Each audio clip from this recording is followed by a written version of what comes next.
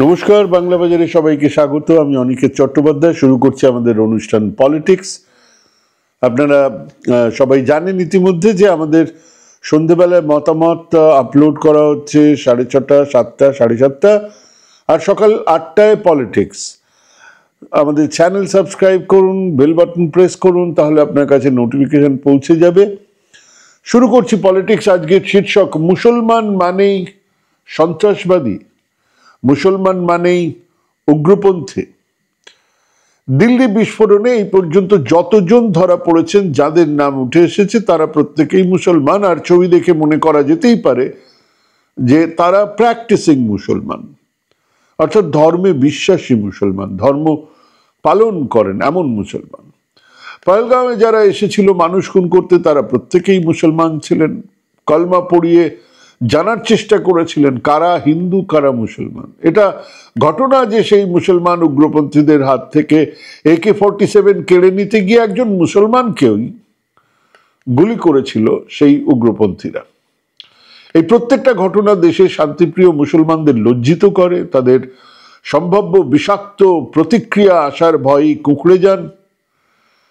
ঠিক যেমন ভাবে আমরা লজ্জিত হই যখন একজন হিন্দু মৌলবাদী, হিন্দু অ্যানার্কিস্ট, হিন্দু সন্ত্রাসবাদী এই ধরনের ঘটনা ঘটান। এই ঘটনা ঘটবেই, এরকম ধরনের ঘটনা ঘটবে। এই ঘটনার জন্য এক কন্ডিউসিভ এনভায়রনমেন্ট তৈরি করে শয়তানের দল। তারাই উল্লসিত হন। তোমরা বোমা ফাটাবে, পালিয়ে বেড়াবে, দেশশুদ্ধ লোক তোমাদের দেশ বিরোধী বলবে, পাকিস্তানের পাঠানো উগ্রপন্থী বলবে, সন্ত্রাসবাদী বলবে। এক ঘৃণা ছড়াবে দেশ জুড়ে, যেখানে শয়তানেরা ফ্রিজে কেবল মাংস আছে সেই অভিযোগ এনে জ্যান্ত জ্বালিয়ে মারবে, রাস্তায় ধরে গরু পাচার করছে বলে খুঁচিয়ে খুঁচিয়ে মারবে। আপনি তাতে সায় দেবেন, কারণ এই দাড়ি আর ফেজ পরা মুসলমানরা দেশদ্রোহী আপনার চোখের সামনে। এক সোজা সরল সমীকরণ। যারা বোমা ফাটাচ্ছে তারা মুসলমান, অতএব মুসলমানরা সন্ত্রাসবাদী।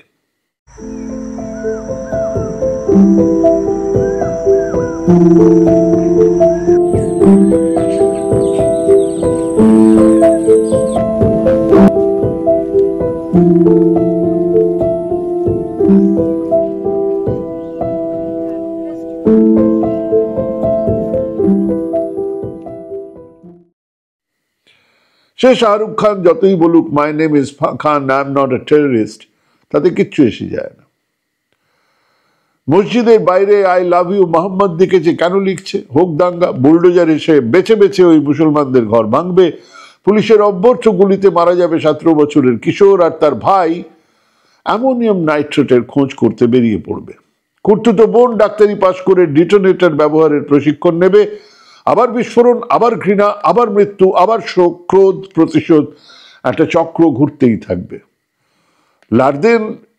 ওসামা বিন লাদেন নির্দেশ দিয়ে দায় সেরেছেন। মোহাম্মদ আটা টুইন টাওয়ার ধ্বংস করে ইতিহাসে চলে গেছেন। আর আপনার পাশের বাড়ির 6 বছরের বাচ্চা সুহানকে স্কুলে তার বন্ধুরা জিজ্ঞেস করছে তোর বাবা সন্ত্রাসবাদী? এটা তো ঘটনা যে কোরআনে জিহাদ কথাটা আছে। সে কথার অন্তর্নিহিত মানে নিজের সঙ্গে লড়াই, নিজের ভেতরের পশু প্রবৃত্তির সঙ্গে লড়াই। কিন্তু হিন্দুরা ছেড়েই দিন, কজন মুসলমান সেই কথা জানেন, সেই কথা বোঝেন? ব্যক্তিগতভাবে এই ঘৃণা, এই গণপিটুনি, এই নিজের কাছের মানুষের মৃত্যু তাকে এক অদ্ভুত কল্পিত জেহাদের জন্য উস্কানি দেয়। সে জেহাদের চেহারা আমরা দেখছি। আচ্ছা, এরকমই কি ছিল আমাদের দেশ? স্বাধীনতার দিনগুলোতে রক্ত দেননি মুসলমান মানুষজন? জেলে যাননি? স্বাধীনতা সংগ্রামে নামেননি? ফাঁসির দড়ি গলায় পড়েননি? তারা আমাদের দেশের সংবিধান রচনায় অংশগ্রহণ করেননি? করেছেন তো। 47-এর পরে কিছু বিচ্ছিন্ন দাঙ্গা হয়েছে দেশ জুড়ে। ইসলামিক জিহাদিদের এই তুর্কি নাচন দেখেছিলেন নাকি? ছিল না তো। আমাদের সামাজিক সম্পর্ক, আমাদের বৈজ্ঞানিক ভাবনা চিন্তার উন্মেষ, আমাদের আবিষ্কার, শিল্প, রিসার্চ, উচ্চশিক্ষা, বাণিজ্যিক সমস্ত রকমের বিষয়গুলো ঠিক যখন একটা লাফ দিতে যাবে, একটা অন্য পর্যায়ে যাবে, ঠিক তখন এই RSS মাঠে নেমেছিল। ওই 80-র দশক থেকে খেয়াল করে দেখুন এই ঘৃণার চাষবাস, কুসংস্কারের ছড়াছড়ি। 80 পর্যন্ত খেয়াল করে দেখুন চীন আর আমাদের জিডিপি প্রায় এক। চীনের জিডিপি কম কোথাও কোথাও, কখনো কখনো। আমাদের থেকে ওদের জনসংখ্যা বেশি, ওরা নামলো শিক্ষা নিয়ে, বিজ্ঞান নিয়ে, রিসার্চ নিয়ে, ইঞ্জিনিয়ারিং নিয়ে, মেডিকেল নিয়ে, এগ্রিকালচার, সমস্ত জায়গায় নতুন আবিষ্কার আর পুরনো ঐতিহ্যকে মিশিয়ে নতুন দেশ গড়তে। আর আমাদের দেশে শুরু হলো রাম মন্দির, এলো মন্ডল কমন্ডলের রাজনীতি, নানান গুজব ছড়ানো শুরু হলো এবং শেষে বাবরি মসজিদ ভাঙা হলো। দেশের ইতিহাস বাবরি মসজিদ ভাঙার আগে আর ভাঙার পরে আলাদা হয়ে গেছে। কেবল ইতিহাস নয়, জ্ঞান, বিজ্ঞান, শিক্ষা, সংস্কৃতি সবটাই আলাদা। দেশের প্রধানমন্ত্রী লুঙ্গি দেখে মানুষের ধর্ম চিনে যাচ্ছেন। দেশের প্রধানমন্ত্রী বলছেন ওরা আপনাদের মঙ্গলসূত্র কাটতে আসছে। দেশের 14-15 কোটি মুসলমানরা জানতে পারলেন একদিন, 14-15% মানুষ জানতে পারলেন, প্রায় 23-24 কোটি মানুষ জানতে পারলেন হঠাৎ করে সকালবেলা একদিন কেউ দোষী নয়, কেউ নয়। অতঃপর জানা গেল যে কেউ দোষী নয়, 32 জনের একজনও দোষী নয়। এক ঐতিহাসিক মনুমেন্ট ভাঙা হলো, চোখের সামনে দুনিয়া দেখলো, দেশের মানুষ দেখলেন, পড়লেন, জানলেন। কারা সেদিন কর সেবার ডাক দিয়েছিল তা সবার জানা, কারা সেদিন নেতৃত্বে ছিলেন তাও সবার জানা। সেই নেতাদের চোখের সামনে এক প্রাচীন ঐতিহাসিক মনুমেন্ট ভাঙা হলো, স্লোগান উঠলো এক ধাক্কা অর্ধ। নেতা নেত্রীরা আবেগে একে অন্যকে জড়িয়ে ধরলেন। কোনো রেজিস্ট্যান্স নেই, পুলিশ কাউকে গ্রেপ্তার করেননি।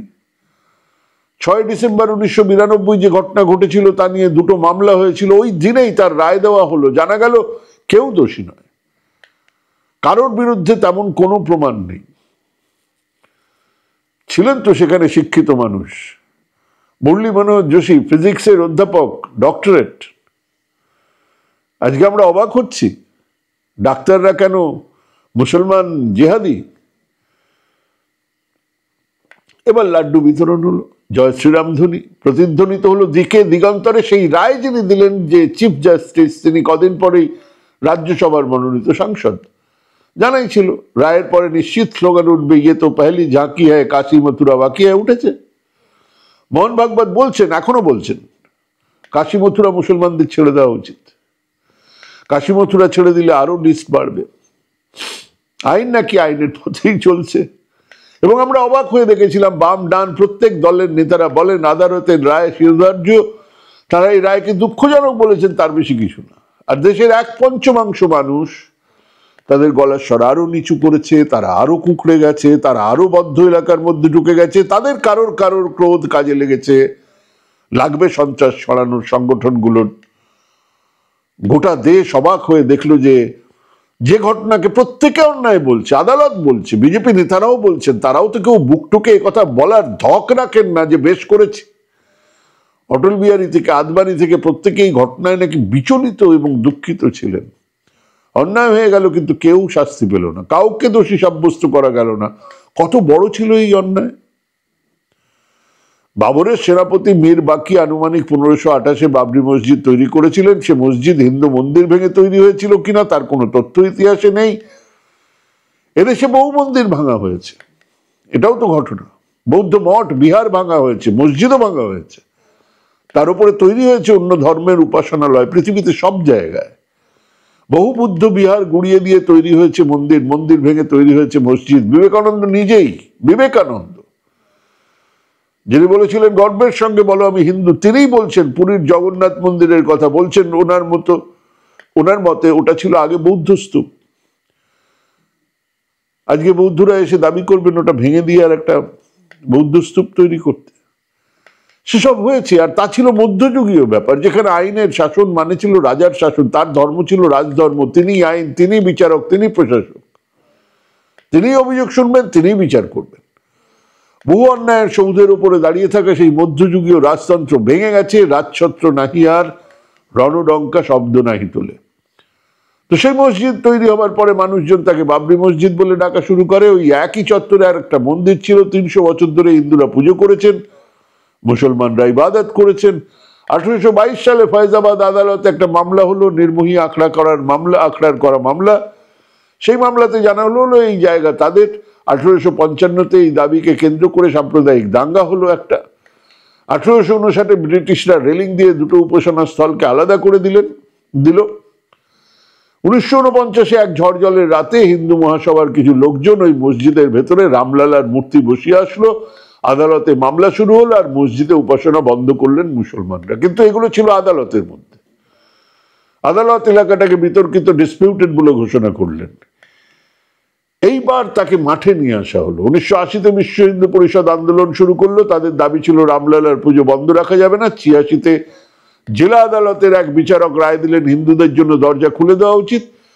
বিজেপি তখন দুটো প্রচারকে নিয়ে তুঙ্গে গেছে। এক শাহবানু মামলা, তাদের অভিযোগ মুসলিমদের তুষ্ট করার জন্য রাজীব গান্ধী এই রায় খারিজ করলেন, শাহবানু মামলাকে খারিজ করে দিলেন। মুসলিম অ্যাপিজমেন্ট, 2 রাম মন্দির, তাদের দাবি চত্বরে পুজো করতে দিতে হবে। রাজীব গান্ধী এবারে হিন্দু তুষ্টিকরণের জন্য রাজনীতি করলেন, মন্দিরের দরজাটি খুলে দিলেন। এর ফায়দা গেল আরএসএস বিজেপির কাছে। এবার তারা এক ধাপ এগিয়ে মন্দির নির্মাণের স্লোগান তুললেন। 90 আদবানির রথযাত্রা, যে যাত্রায় সঙ্গী ছিলেন আজকের প্রধানমন্ত্রী, যেখান দিয়ে রথ গেছে সেখানেই দাঙ্গা। মানুষের সমর্থন বেড়েছে, ভোটের মেরুকরণ হয়েছে, মুসলমান তুষ্টিকরণের কথা মানুষ বিশ্বাস করেছেন, হিন্দু খাতরে মেহায় মানুষ মেনে নিচ্ছেন। এরপর 1992 করসেবা সারা দেশ থেকে ইট নিয়ে গেল আরএসএস, বিশ্ব হিন্দু পরিষদ, শিবসেনা, বিজেপি, কল্যাণ সিং সরকার। আদালতকে জানালেন তারা বাবরি মসজিদের সুরক্ষার দায়িত্ব নিচ্ছেন, কেউ বিতর্কিত জমিতে ঢুকবে না। তারপর ক্যামেরার সামনেই, মানুষের চোখের সামনেই সকাল 11:30 থেকে বিকেল 5টার মধ্যে ওই বিরাট মসজিদের কাঠামো চুরমার করে দিল উন্মত্ত মানুষের দল। চোখের সামনে তা দেখলেন আদবানি, যোশী, সিঙ্ঘল, উমা ভারতীরা। আনন্দে উদ্বেল, একে অন্যকে জড়িয়ে ধরছেন, চোখ থেকে আনন্দাশ্রু গড়াচ্ছে। 6 ঘন্টায় ওই বিশাল ইমারত এমনি এমনি ভাঙা সম্ভব নয় যদি না তার আগাম প্রস্তুতি থাকে, আগাম পরিকল্পনা থাকে। একথা যে কেউ বলবে। সেই সময়কার প্রধানমন্ত্রী নরসিমহা রাও এই কথাই বলেছিলেন সাংবাদিক করণ থাপারকে। উনি না বললেও এটা ছিল জলের মতন পরিষ্কার এক তথ্য, যা আজ আদালত নাকচ করে দিল। আদালত জানালো ওটা ছিল ভিড়ের উন্মত্ততা, সবটাই তাৎক্ষণিক ব্যাপার, কাজেই তার জন্য কাউকে দোষী করা যায় না। তাদের দোষ প্রমাণও করা গেল না। করসেবা যারা করতে গিয়েছিল তাদের হাতে কেন দড়ি গাইতি ছিল, তাদের হাতে হাতুড়ি বেলচা কেন ছিল, তারা উপরে উঠে ভাঙা শুরু করতেই পুলিশ হস্তক্ষেপ করলো না কেন, কেন তাদের আগে থেকেই আটকানো গেল না? হাজারটা প্রশ্ন দাফন হয়ে গেল। আদালত জানিয়ে দিলেন ইহা ছিল এক অপরিকল্পিত ঘটনা, রাগের মাথায়, ঝোঁকের মাথায় করে ফেলা একটা কাজ মাত্র। মহামান্য আদালতের বিচার শিরোধার্য, আর শিরোধার্য না হয়ে উপায় বাকি। সমস্যাটা এখানে নয় একটা মন্দির তৈরি, একটা মসজিদ ভেঙে ফেলা, মসজিদের জায়গায় মন্দির না মন্দিরের জায়গায় মসজিদ, বিষয়টা এইটুকুতে সীমাবদ্ধ নয়। এর গুরুত্ব মানুষের ক্রমশ সভ্য হয়ে ওঠার, ক্রমশ আধুনিক হয়ে ওঠার প্রক্রিয়ার উল্টো দিকে, বিপরীত এক প্রক্রিয়া, ইতিহাসের বিপরীত যাত্রা, পেছনের দিকে হাঁটা।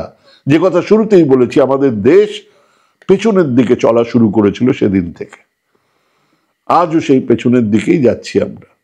মধ্যযুগীয় জিহাদ দেখছি আমরা, মধ্যযুগীয় বিচার দেখছি আমরা, একটা আরেকটার জবাব, একটা অন্যটার কারণ। মধ্যযুগের ইতিহাস, যেখানে রাজার ধর্মই ছিল মানুষের ধর্ম, রাজার কথাই ছিল আইন, সেই মধ্যযুগকে পার করে আমরা এগিয়েছি সামনের দিকে। সেই মধ্যযুগের যাবতীয় গ্লানি মুছে ফেলে, যাবতীয় ত্রুটি শুধরে নিয়ে মানুষ ক্রমশ আধুনিক হয়েছে। মানুষ গণতান্ত্রিক ধ্যান ধারণাকে আরো পরিপক্ক করেছে। মানুষ মানবাধিকারকে সবচেয়ে বড় প্রাথমিক চাহিদা হিসেবে দাঁড় করিয়েছে। মানে হতেই পারে একটা কিছু যা খুব জরুরি, যা মানুষের খুব কাজে লাগবে, কিন্তু যদি তা মানুষের অধিকারকে ক্ষুণ্ণ করে, মানুষের সমাজ পরিবেশকে নষ্ট করে, তা বাতিল হোক। এটাই সভ্যতা, এটাই মেনে নেওয়া হোক। গরিষ্ঠ মানুষ নয়, অত্যন্ত সংখ্যালঘু মানুষদেরও সুরক্ষা, আরো বেশি সুরক্ষা দেওয়া হোক, এটাই মানুষের সভ্যতা। মানে মধ্যযুগ পেরিয়ে আধুনিক সমাজ এটাই চায়, মানবাধিকার, সুবিচার, প্রত্যেকের গণতান্ত্রিক অধিকার। ইউরোপের দিকে তাকিয়ে দেখলে বোঝা যায় তারা মধ্যযুগ পেরিয়েছে। মধ্যযুগীয় ধ্যান ধারণাকে তারা অস্বীকার করতে পেরেছে। তারা সবটাই ভালো তা নয়, কিন্তু সব মানুষ খেতে পাচ্ছে না তাও নয়। কিন্তু জোয়ান অফ আর্কের মতো একজনকে জ্যান্ত আগুনে পোড়ানোর কোনো ঘটনা গত 50 বছরে ইউরোপ আমেরিকাতে নেই। দুঃখজনক হলেও আমাদের দেশে আছে। কেবল ধর্মের নামে জ্যান্ত জ্বালিয়ে দেবার নামে ঘটনা আছে, খুঁচিয়ে খুঁচিয়ে পিটি মেরে ফেলার ঘটনা আছে, নিম্নবর্ণের মানুষকে অপমান করার, নির্যাতন করার ভুরি ভুরি ঘটনা আছে, উপাসনা স্থলে ঢুকতে না দেওয়ার ঘটনা আছে। এবং দেশের বিচার ব্যবস্থার এসব ঘটনায় কোনো অপরাধী খুঁজে পান না। অপরাধী যাও বা পেলেন তো প্রমাণ খুঁজে পান না। বিশ্বের সর্ববৃহত্তম গণতন্ত্রের চোখের সামনে ভেঙে ফেলা হলো ওই ঐতিহাসিক সৌধ, আদালত দোষী চিহ্নিত করতে পারলেন না। প্রমাণের অভাবেই নাকি সবাই বেকসুর খালাস।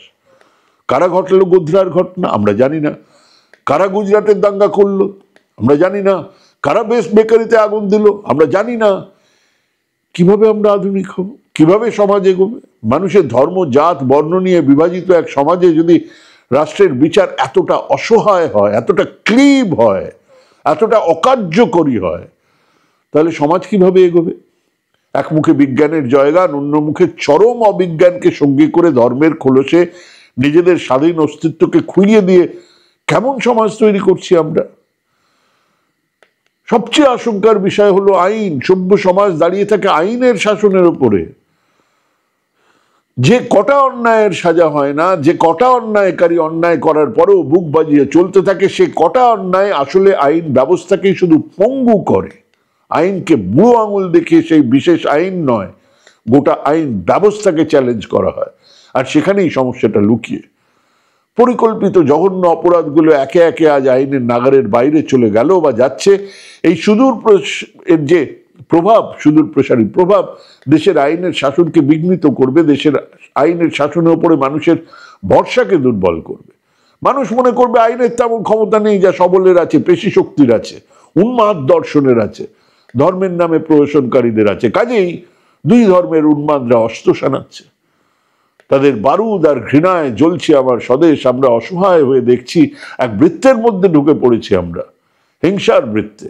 দিল্লির ঘটনা নতুন কিছু নয়, শেষও নয়। আজ দিল্লি, তো কাল কলকাতা, তো পরশু মাদ্রাস, তারপর দিন মুম্বাই, আবার অন্য কোথাও, আবার অন্য কোনোখানে এরম ঘটনা ঘটবে, আবার ঘৃণা ছড়াবে, আবার প্রতিক্রিয়া হবে। নিউটনের থার্ড লতে আটকে গেছে আমাদের দেশ ভারতবর্ষ। এটাই ঘটনা। ভাবুন, ভাবতে থাকুন। আর আপনার পাশের বাড়ির লোকটা দাঁড়িয়ে আছে, ফেজ আছে, তার মানেই সে সন্ত্রাসবাদী নয়। অন্তত এই কথাটা বুঝতে শিখুন। ভাবুন, ভাবা প্র্যাকটিস করুন। ভালো থাকবেন, সুস্থ থাকবেন। আজকে এখানেই শেষ করছি। নমস্কার।